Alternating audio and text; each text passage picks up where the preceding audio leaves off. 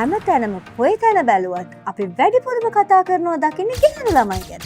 හැබැයි වෙනසකටත් එක්ක කතා කරමුද අද ඔයා ගැන, පිරිමි ළමයි ගැන. Man Max Power කතා කරමුද මේ ගැන? පිරිමි අය වයසට යනකොට ඒගොල්ලෝගේ ටෙස්ටොස්ටෙරෝන් මට්ටම පහතට වැටිලා, හෙට්ටෝ වැඩි වෙලා, ශක්තිය අඩු වෙලා වෙනත් බොහෝමයක් සෞඛ්‍ය ගැටලු වලට ඒගොල්ලන්ට මුහුණ දෙන්න සිද්ධ වෙනවා. මේ අභියෝග වලට ඒගොල්ලන්ට මුහුණ දෙන්න පහසු කරන්න තියෙන ප්‍රොඩක්ට් එකක් තමයි Man Max Power. ශුක්‍රාණු සෞඛ්‍ය හා නිෂ්පාදනය වැඩි කරන පෝෂක පදාර්ථ වලින් සමන්විතයි. ඒ වගේම Man Max Power ශුක්‍රාණු වල ගුණාත්මක භාවය, චලිතය හා ගණනය වැඩි දියුණු කිරීමට ක්‍රියා කරනවා. එතකොට මොනවද ටෙස්ටොස්ටෙරෝන් කියන්නේ? ටෙස්ටොස්ටෙරෝන් කියන්නේ මාංශ පේශි අස්ථි ඝනත්වය වැඩි කිරීම සඳහා අත්‍යවශ්‍ය වෙන හෝමෝනයක්.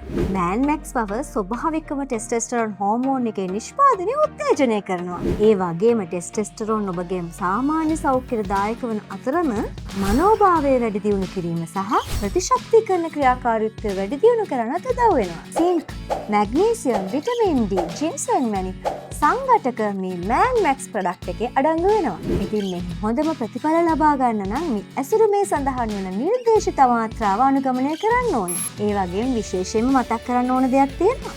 ඕනෑම පෝෂණ අතිරේකයක් පාවිච්චි කරන්න කලින් ඔබගේ වෛද්‍යවරයාගේ වෛද්‍ය උපදෙස් ලබා ගන්න අමතක කරන්න එපා. Man Max Power වෛද්‍ය අනුමැතියක් ඇතුව ලබා ගන්න.